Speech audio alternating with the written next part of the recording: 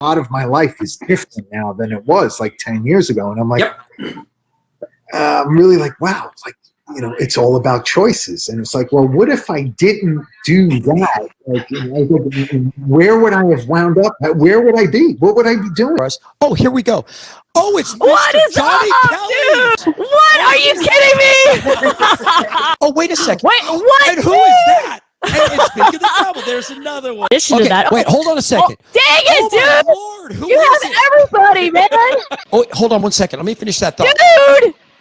I know that face. I love that guy. What's up? Fingers I didn't know you could get blisters on. It was bad. It was bad. I mean, the first set that because it was a long show, it was a 2-hour show. We did 1 hour, and I had the barn to my right, kind of blocking the wind. To my left, I had this huge barbecue pit, and then in front of me, I had a utility light that was blaring, hot, bright light right in my. How did you not melt? Well, I had a real issue. I mean, I was seriously, and I looked over. The owner is just the nicest man, and he was so happy because he had this huge fan, and he's like, "I got this for y'all set. You're gonna love it." And I was like, "Thank you, Lord. I'm so glad to see that fan." And I looked over at the point where I literally was sure I was like starting to melt into the ground, and that thing was off, and I had to like in between songs go like, I don't know who I have to pay. Somebody got to turn on that fan. Somebody turn the fan on because I'm going down. It was bad. Of tour schedules, so on and so forth. We're able to literally Skype in some of the coolest celebrities, and I can't share. So, are we going to have Barney this year? I can't. Dude, I love Barney. When you find out who the celebrities are, I can't wait for them to know. So, is there somebody like I can slip a dollar bill to and find out ahead of time? Maybe after the show. I actually do know a couple of them, and I can't say a word. So don't even twist my arm and threaten me, because I like that. Yeah, and also too, if you're a business and you want to sponsor Drumathon, we're going to do some amazing live commercials during the virtual broadcast. Really cool sponsorship opportunities, so be sure to reach out to us if that's something you're interested in too. And if you don't know how to get a hold of anybody on the Drumathon, just bother him. Just get in touch with me. I am on the Drumathon committee, so I am involved with it. Please reach out to me. There is sponsorship opportunities still available, and we are fundraising. So please throw your dollars out there. If you got 5, 20, we'll accept hundreds too. I mean, we don't discriminate. Yeah, and just so you guys know, every single penny raised goes to research and trials. It goes to financial assistance. It goes to mammograms for underinsured and non-insured individuals. So every single penny back that you fundraise goes to our community right here in Dallas. Absolutely. And I don't care. And I'm preaching to the boys out there. The women know about breast cancer, but boys, it affects you too. 1 in 8 women get it. So that means if you got a mom, a sister, a grandma, a girlfriend, a wife, there's a chance it could affect them. So absolutely, get involved. It does affect men too, even though it's less than 1%. Get involved. If you don't know how to, please reach out to me. If you're not comfortable maybe talking to the ladies, like you're embarrassed, guys, reach out to me. I'll talk to you about it. I'm a big mouth, and I'm not shy. Thank you so much for having us on. I appreciate it. Thank you for hanging out. And again, any questions, please hit us up. Or if you're just looking for something to do tonight, come hang out with us. Come find us and just hang out. It's going to be a great night. And if you can't get in, they've got executive lawn seats on the other side of the lake. I'm just saying. They're phenomenal. And again, this is Michelle Graves with Concert Connection in the pit with Rick.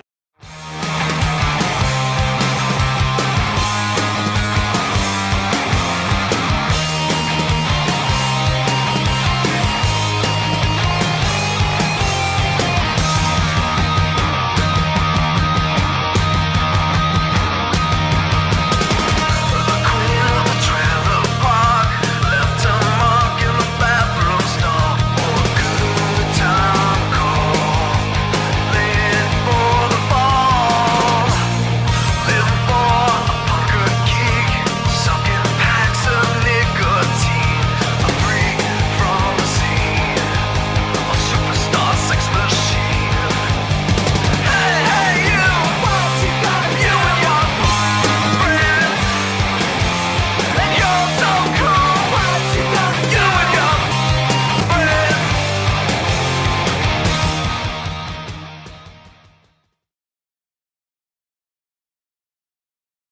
The costumes, you've got to really keep them clean, Yeah. especially mine, because mine, I get the blood on it and I get all kinds of, just That was going to be my schmutz. next one is Yep. you're dealing with, and I know that, am I allowed to give behind the curtain at all?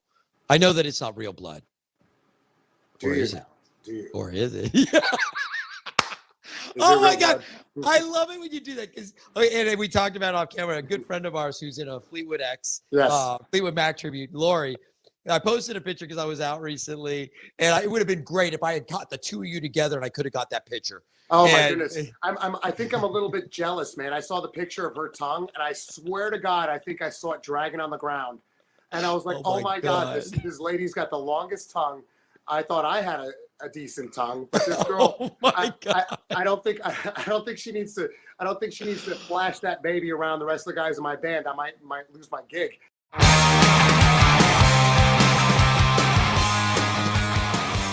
Hello, rock stars. It's Rick with Concert Connection. Hope everyone's still doing well. And this week, okay, this is one that I've wanted to do for a while. This is a local friend, and he's the first time on the show, and I'm excited. Put your hands together, get close to the screen. We got Mr. Dan Castiel from Rock and Roll Over. How are you? I'm doing well, Rick. Thanks for having me on. How are you? I'm doing wonderful. I'm actually doing really good. I've been go lately, and it's funny. Once you get your pace, your groove down, you get over the exhaustion. You're like, oh, I got this now. Yeah, so I'm doing good. Oh my Lord! And you and I were talking off screen. I was texting you, and I'm going to tell you again, very publicly, sorry. I've wanted to have you on the show forever, and it just seems like we're both busy, and we just keep missing. So I'm excited that you're here today. Oh, I'm super excited to be here. I really am grateful. Yeah, we are. Well, we both have a lot of things going on. We both play in several thousand bands each. I'm just one band drummer. No, two. Yeah, I'm in a couple bands. Oh my God! You know what? COVID has been nice to you. It has. You look phenomenal. You're very kind. Very, very kind. I could say the same for you easily. I'm hiding the ding dong weight that I put on because, yes, as everyone knows. Well, like Gene, I have a bit of a sweet tooth, and yeah, I have a bit of a sweet tooth. I like my donuts or my cookies and whatnot. And I could say, in the words of Gene, when we're backstage in the dressing room, where's my cookies? Yeah. Bring me my cookies or I'll blow your whole effing place apart. Oh my God. And you don't realize how bad it is till the dogs have to go potty at 2 a.m. and you find yourself in the pantry shoving a whole ding dong in your mouth. Oh, and you're like, I'll just go back to bed. Nobody. It was a midnight snack. I mean, it's terrible. It's terrible. Oh, hey, there's worse things. There's worse things though. So, are you kidding me? Yeah, that's a rabbit hole we could go down. Like, holy crap. Yes, indeed. But I didn't realize how bad of an addiction I had till I ran out of ding dongs and couldn't find them at Walmart for like a week and a half. And I started getting kind of antsy, like, can we just go to the 7-Eleven? There's got to be like one pack on the shelf or something. It's bad. For me, I've got to say, it's a similar. I mean, I'm pretty much easy. If I can't find one, I can go with something else. That's no problem. A sweet tooth is a sweet tooth, A craving is a craving. But for me, I particularly like the Entman's donuts, the assorted. And Yes. they're terrific. When I was a kid growing up in New York City, Entenmann's was a big thing. And it still is up in the Northeast. And they have them down here now. When I first moved to Texas, you couldn't find them so much. So as the years have gone by, I've come across them and been thrilled. But every time I go back home to New York City, I get them or I get one of their other products, man, that you can't even get down here. And whew, it's just good stuff. Isn't that interesting? Seriously, there are social, geographically, there's different things that they have that, Yes. when you go to different parts of the country, like here we have Whataburger. They don't have that everywhere. No, They don't, and not everyone is a Whataburger fan. Up in the Northwest, they have Dick's, which Yes, they are do. some of the, and let me tell you, I after living in Seattle for 16 years, I miss Dick's. And everyone's like, did Rick just say he missed Dick's? Dick's Deluxe with fries and a shake at 2 a.m. And it's only a walk-up restaurant for those of you that don't know. There's no sitting down, and you stand at the bar, and most of the time you're leaning at the bar at 2 in the morning trying to eat your burger. You cannot order it special. It comes the way it comes. That's it. It's what you in get. the Northeast. That's White Castle. Yes. Yes. Castle. Oh my God. And that would be the 3, 4 o'clock in the morning. The bars let out at 4 in the morning up there, and then you get out of there. It's 4:30, 5 o'clock in the morning. You hit up White Castle.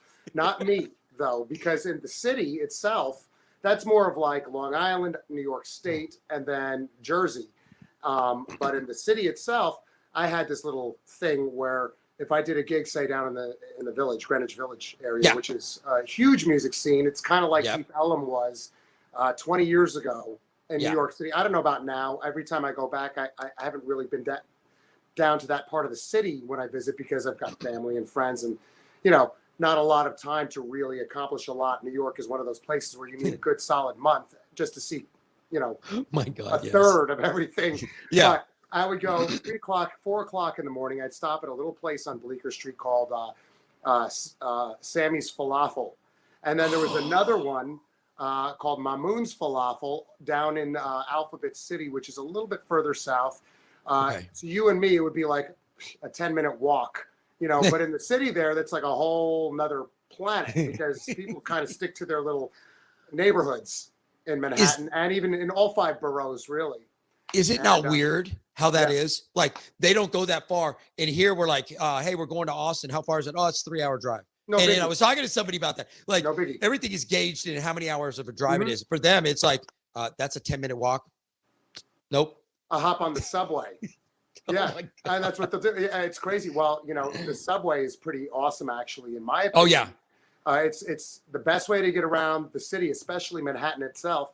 You try to get in a cab or in a bus, you're sitting in traffic for an hour. That's 5 blocks.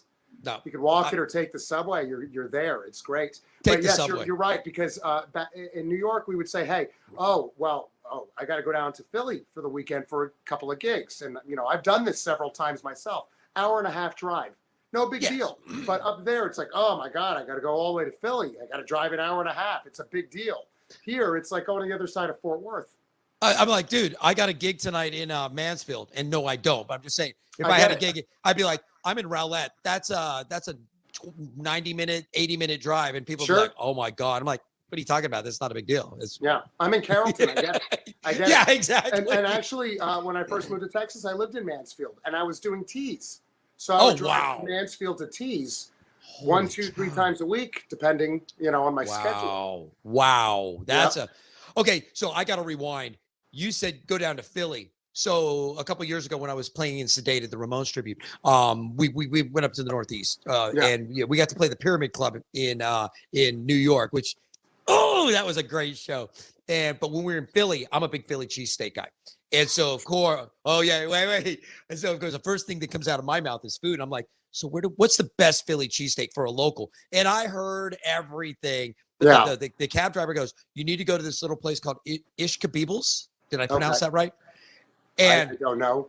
And I was like, holy crap. Like they were phenomenal. I would be as big as a house if I lived in Philly, because that's all I would eat was Philly cheesesteaks. Yeah, the Philly cheesesteaks are amazing. But in my opinion, the underrated, better version, and I'm sure there are plenty of you kiddies out there that will argue with me, and that's okay.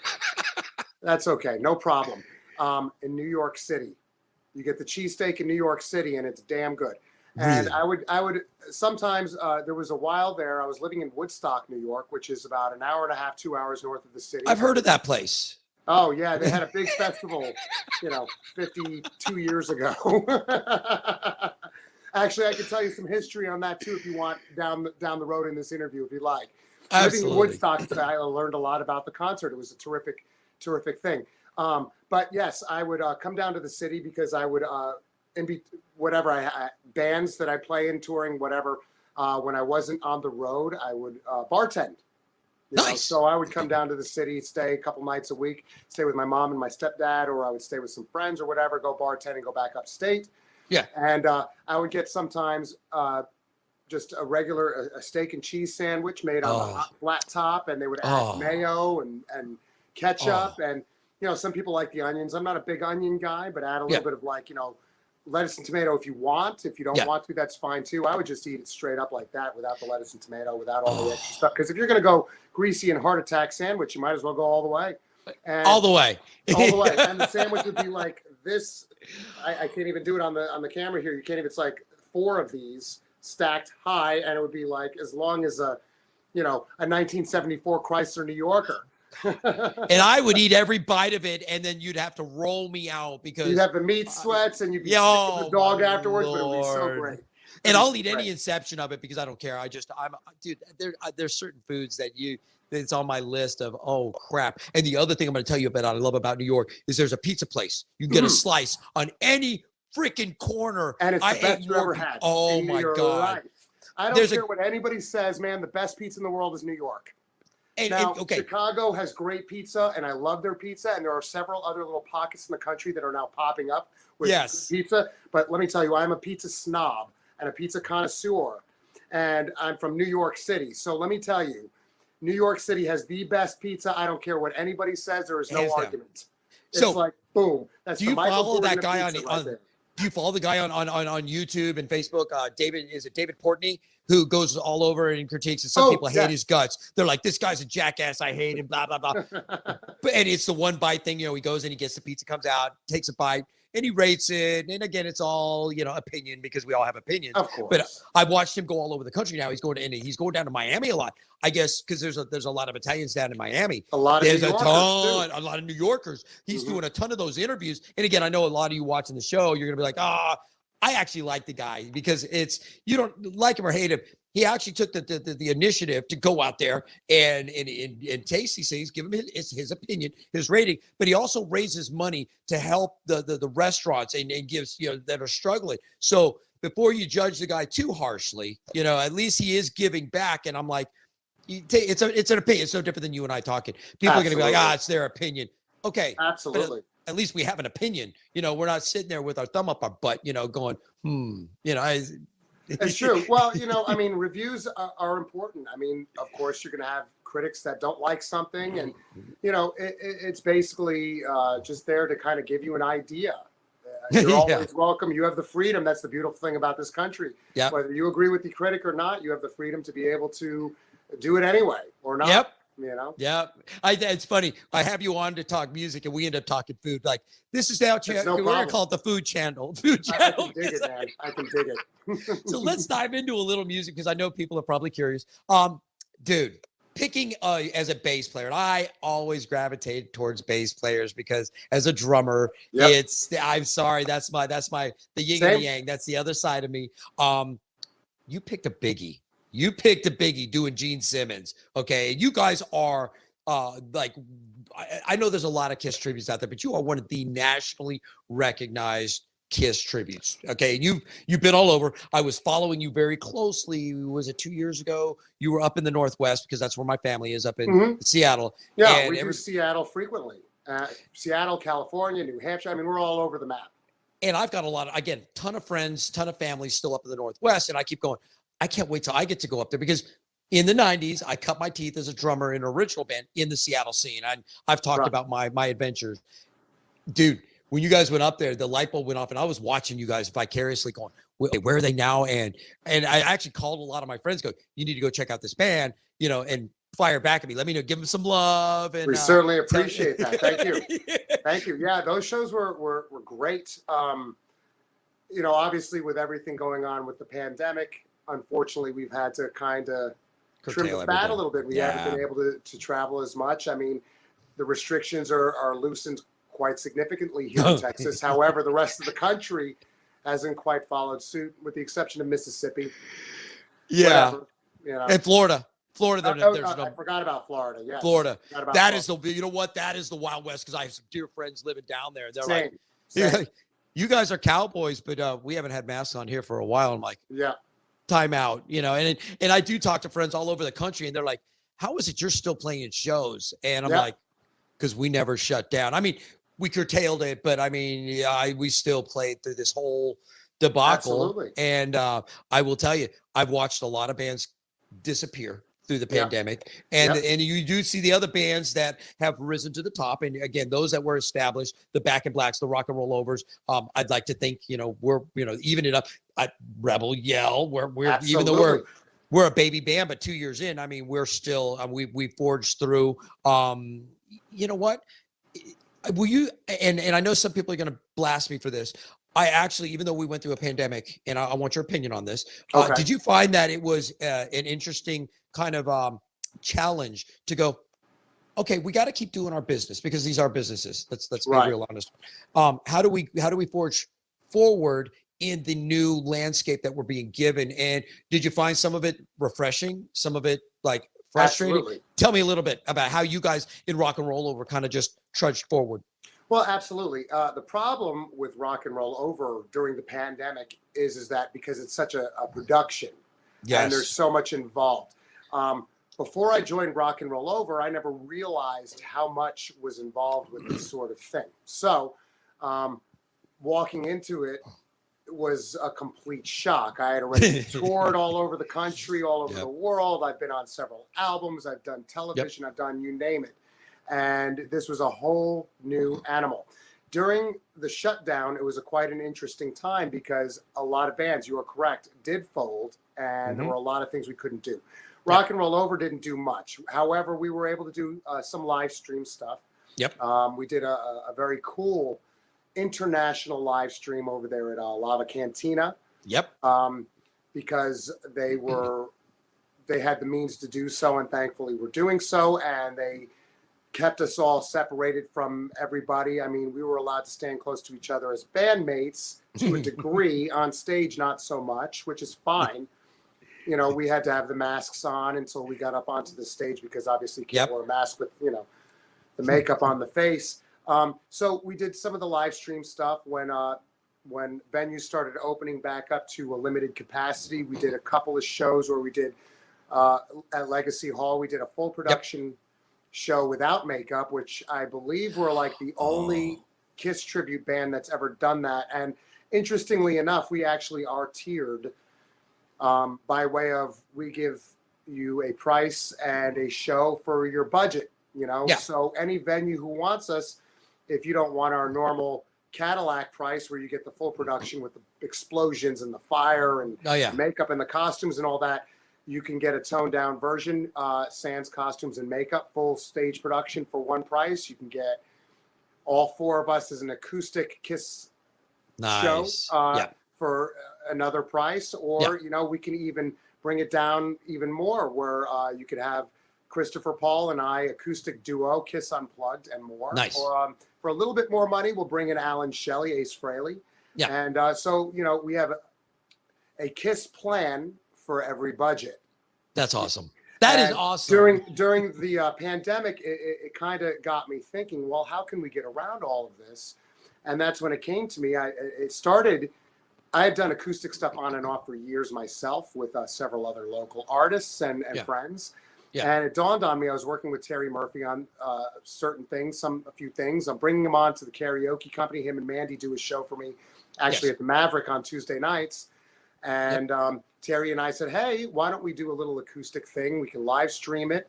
And then the Rebel was open. So Abby over now formerly at the Rebel, rather, she's now at the Maverick. And Tease, which is really cool. Kept Terry and I working all summer. We were doing a lot of live streaming acoustic stuff. And, so I had the idea, hey, Christopher, why don't you and I do a Kiss Unplugged thing? So we do predominantly Kiss and a few extra little treats, if you will.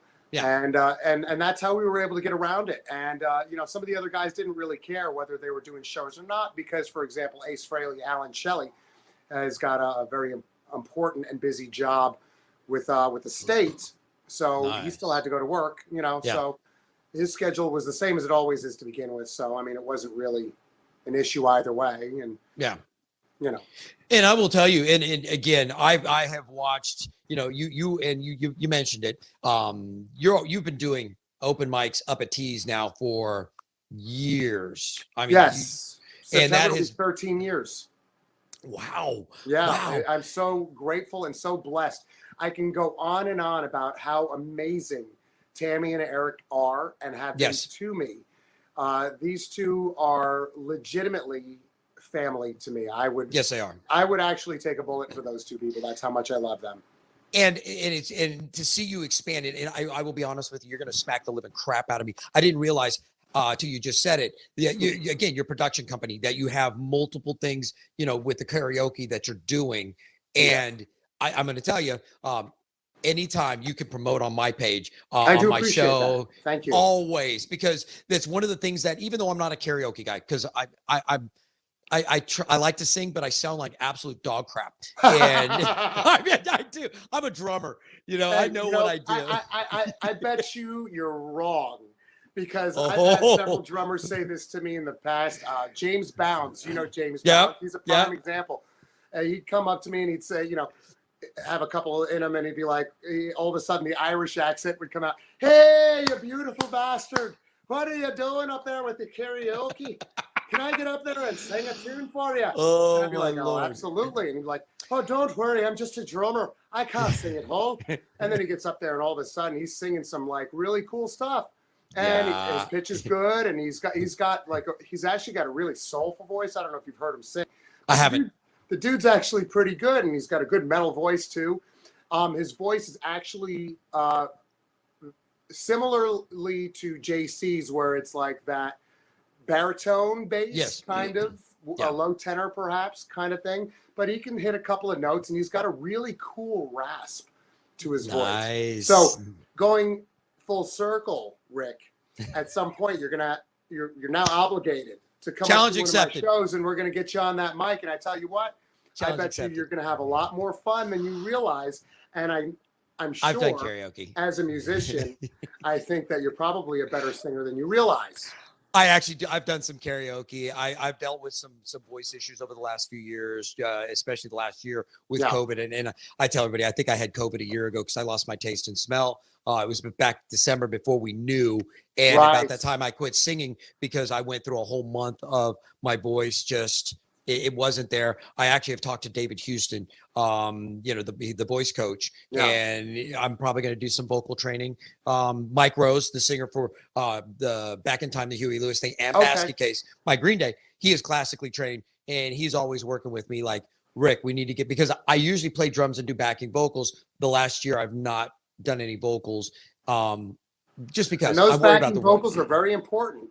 A lot of people don't realize, and a lot of these bands I see out there, they don't understand the concept of backing vocals. You gang vocal everything, and hey, it's and God bless it's it. huge. Certain songs and some music, it's okay. And then people come to me, oh, Kiss, you don't have to be that good to do it. And I've got news for you. Yeah. I've got news for you. Yeah. Kiss is a lot more involved. You see a lot of these Kiss tributes out there, and there's some gang vocals going on. It's like, okay, certain songs it works. And then you've got other songs where the vocals, even the backing vocals, they kind of make or break the song. Without that backing vocal in there and harmonies. Yes. And people see us a lot of times. They're like, oh my God, we never realized. We hear the harmonies that you, Christopher, and Alan have together. And thank God we have an amazing chemistry together. I mean, it's like Gene, Paul, and Ace anyway, when we're on stage. So but that's when any you put band. that together, it's Christopher will say to you, when you have the right harmonies in place, it sounds like a car horn. And it's true. It's true. But it sounds powerful. so fluid. It sounds so powerful. And it adds so much dynamics to the songs. And people just don't realize it. Backing vocals really and truly are an art that's overlooked quite a bit. Bingo. Now, I will tell you, as in my Green Day tribute Basket Case, we dress sort of the period American Idiot, the black with the ties. Oh, I love it. But I do not go for full representation like you guys are, full costume. You look like Kiss. We are, but what I'm adamant about is I want to reproduce the sound of Green Day when I put it on stage. Absolutely. And I think that's always and I see a lot of different tributes, and you and I both do. And you see different approaches to it. Some folks show up and they look like, just, frat boys, and there's nothing wrong with that.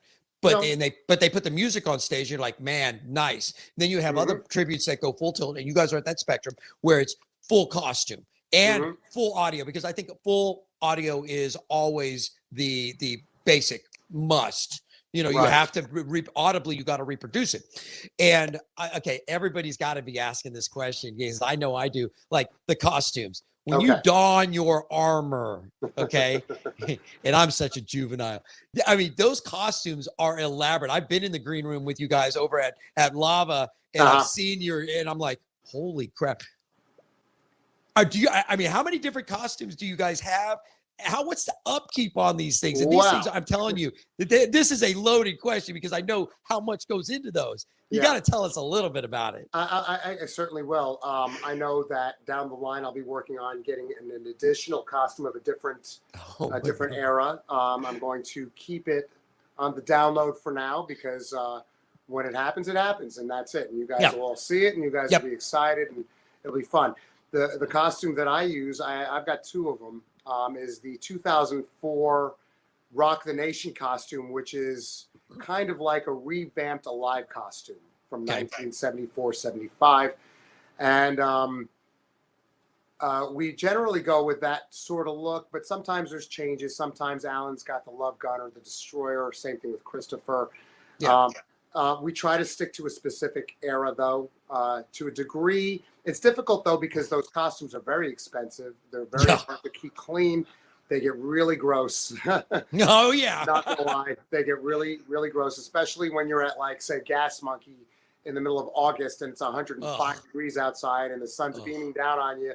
And we're getting onto the stage and the sun's just setting, but there's still no air and it's still really hot. And makeup is melting off my face and there's fire all around me and all that stuff. And the costume is about, I don't know, 40 pounds of bat wings. I'm exaggerating a little bit. It's probably more like 20. But it feels like 100. Yeah, it feels like 100, especially, or in the middle of winter. Sometimes we're in the middle of like Amarillo in the middle of January and it's like negative 13 up there and the costumes don't keep you warm at all. It's freezing. And in fact, interestingly enough, we did a show in Austin on New Year's Eve a couple of years ago. And we had a show the night before in Amarillo and we had hit a bad storm that in the Panhandle and it went all the way down to Austin. But somehow it didn't hit the Metroplex. But I wasn't in the Metroplex at the time. It took us 7-hour drive, about, 12 hours to get there. We had to rush. We had an outdoor show. It was 12 degrees outside, and it was sleeting and icing. It was New Year's Eve. We show up. We plug in. We literally walked up with our instruments in our hand, plugged in, rocked out our show. Our hands were numb. By the time we went 3 songs in, we were okay. We were moving around enough. And when I went to do the fire breathing, everybody was kind of standing close to that. And I'm like, no, stay away. I don't want you to get hurt. I will set you people on fire. Yeah. But, going back full circle, the costumes, you've got to really keep them clean, especially mine, because mine, I get the blood on it and I get all kinds of, just that was going to be my next one is you're dealing with, and I know that, am I allowed to get behind the curtain at all? I know that it's not real blood. Is it? Or is it? Oh my God. I love it when you do that. And we talked about off camera, a good friend of ours who's in a Fleetwood Fleetwood Mac tribute, Lori. I posted a picture because I was out recently, and it would have been great if I had caught the two of you together and I could have got that picture. Oh my goodness. I think I'm a little bit jealous, man. I saw the picture of her tongue and I swear to God, I think I saw it dragging on the ground. And I was like, oh my God, this lady's got the longest tongue. I thought I had a decent tongue, but this girl, I don't think she needs to flash that baby around the rest of the guys in my band. I might lose my gig. Oh, yeah, I'm telling you. But again, I was like the two of you. I'm like, holy crap! Like they could have a tongue competition. And I know you perverts out there are going down a whole nother road. Shut up! Get your mind out of the gutter. You guys, though. Don't forget, this is a G-rated. This is a G-rated Actually, show. And the whole thing about Kiss. Don't forget, Gene Simmons. That's me. You're not. No, I'm not. I'm kidding. But that's the one thing I'm going to tell you. Invented Kiss. You guys, as we love the costumes, and they always appeal to kids. Okay. Yeah. And yes, they are expensive for those of you that don't know. But on another tangent, even with all the costumes and the music and everything, it's a family-friendly show. It is. Always. It is. Always. Always. Well, because we've got a large group of people that like to bring their kids and their grandkids. Yeah. And, you know, KISS started out as this raw, high energy, big stage show, big plans, big stuff. And then as the years go on, the next generations, myself, my generation even included. Yep. Yours is lumped into that. It's our generation included. Yep. And at the time, we were the children. You know, when they became commercialized, 1979, they went a little disco, and you know, it became a fun family affair. And there was a lot of backlash from the hardcore KISS fans, and you know, you still got some of them. Oh, I only like them. I'm a real KISS fan. I only like them up to Dress to Kill. I'm sorry, I have to disagree. I'm not saying you're any less of a KISS fan. You are a KISS fan, but you're no more of a KISS fan than the guy that loves everything up until 79 or everything up until 92 or whatever, because most KISS fans like most of it, at least every genre, every era of KISS. They may not like every bit of material within that, but there's something from each time period that they can pick out, that they can relate to, that they like, whatever the case. And we have to be family friendly and appealing to the kids because we want everybody coming to the show and having a great time. Our job is to, number one, take you away from your problems and your stresses for the next couple of hours. And then number two, the little creme de la creme, if you will, is our job is to get you laid, kiddies. When you come to our show, a Rock and Roll Over show, you need to be leaving there and doing your thing because that is what we do.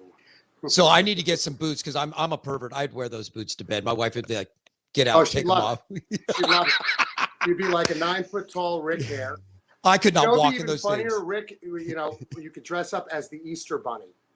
Oh my God. And with the platform shoes, and then you'd be super Rick Hare because, you know, a bunny and a hare, and it works. And there you go. Oh my Lord. Okay, so you just said it a minute ago, and I got to circle back to it. Some people are purists. Oh, I got to be honest to you. I remember when the video for Lick It Up. Yes. And there was no makeup, and I was like, for me, it was behind the curtain. You know, I actually love the whole gamut. And with a lot of bands, I'm not just a purist, like, oh my God, their first album was great, but then they sucked after that. And there are bands that I'm like, well, it wasn't as great, but I still like the artist. There's a song or two on there. I won't talk trash, but you know, I won't listen to what I don't like. Yes, I get it. Exactly. And I like the fact that even though I have not seen you guys do the, I've seen it on Facebook, not live, where you have the makeup off. I want to catch one of those shows, especially. Yeah, I mean, they're few and far in between because most venues are like, are you kidding me? We want the show thing. But you know, not everybody's got that budget, and that's okay. And that's why we try to accommodate all budgets.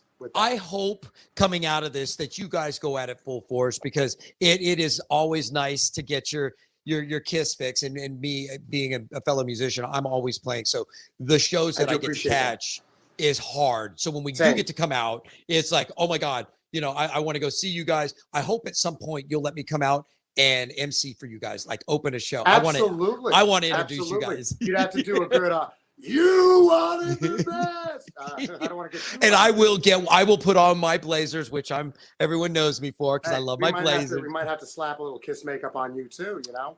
I wear makeup all the time. You're a drummer. We can put a little bit, or not a little. It would have to be a very big, curly-haired.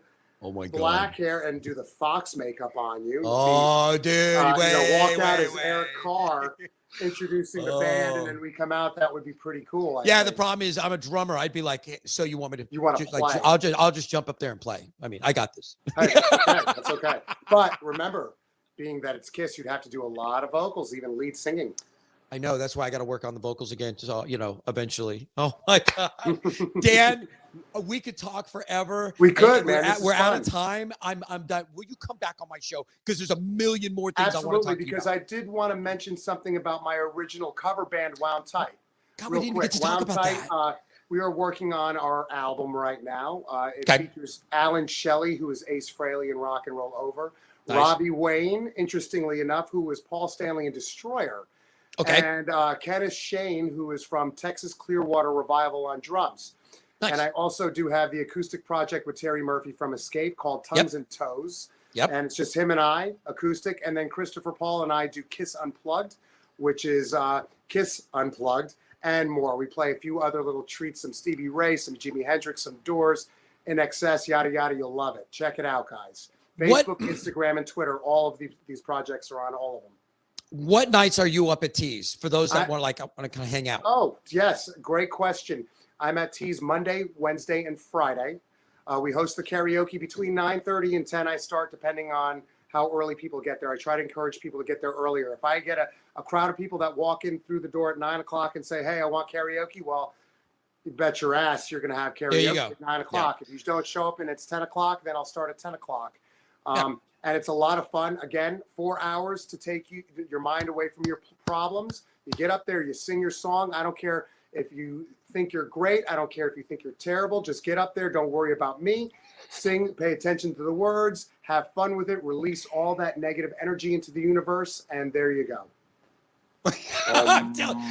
I'm telling you, Mondays and Wednesdays are so hard because that's when I rehearse with bands. Sure, Fridays, I'm usually gigging. One of these Fridays when I'm not gigging. I go till 2, though. I go till 2 a.m. So I'm just letting you, one of these Fridays, I'm going to start my night doing karaoke before I go out and see bands. I'm going to come up and hang out. And honestly, I want to come up there and film one night because you've been doing this for years. So for those of you that are not musicians, you're just fans, you want to get out there and you want to dip your toe in the water, come see this man. He will get your toe in the water and you're probably going to end up, baptized in blood on stage. I'm baptized in blood. And remember, guys, I am a reverend. So I can baptize you in my Gene Simmons blood. Oh my Lord, Dan, I might have to come up and by all means, I'll take care of you, Rick. No problem. Oh, I Anytime, trust you completely. Thank you for hanging out, and thank you for those of you that have tuned in. If you're a first time, go to Facebook, like us, invite your friends to like us. If you are a local musician here in the Metroplex, please go post your stuff there. We're coming out of this restriction. You're going to be able to go out and play shows. We want people to know about it. If you're a fan and you're looking for live local music, go there. You can now, and I've been telling you for a while, go get my app, inthepitwithrick.com. Go get our app because there's a calendar there and we are now updating it. And as you're going to see this week, I'm going to start doing my 5-minute concert calendar where I will give you the highlights. There will be a link. You can go see all the shows. That is our goal. That was always our goal, is to give you a one-stop shop where you can go find live local music.